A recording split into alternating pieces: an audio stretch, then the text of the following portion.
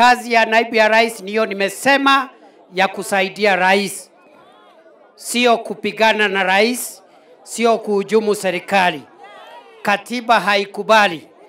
Wale wanataka kupigana na rais, wale wanataka kupigana na serikali, waende upinzani, kwa sababu hiyo ni kazi ya upinzani, sio kazi ya serikali.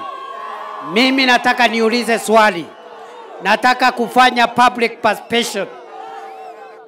Munajua ya kwamba ule mzee Moi alikuwa loyo kwa mzee Kenyatta, Mungu akambariki. Si ni kweli? Mzee Kibaki akasema yes kwa mzee Moi, Mungu akambariki. Kweli si kweli? Uhuru Kenyatta ambaye ni kiongozi wetu hapa, ni mtoto wetu na ni kiongozi ya hapa, ni kweli?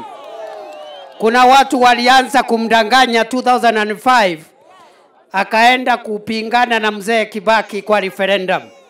Wazee wa jamii yetu, wazee wa Kikuyu, wa Meru na wa Embu, wakaenda wakamketisha chini.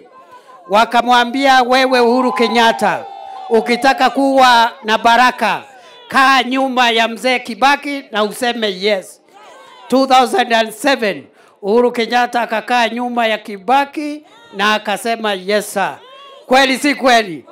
Si Mungu alimbariki hapo? Si alimbariki? Na Kenya ikasonga mbele. Alafu sasa tuko na rais wetu William Ruto. Kwa miaka 10. Kwa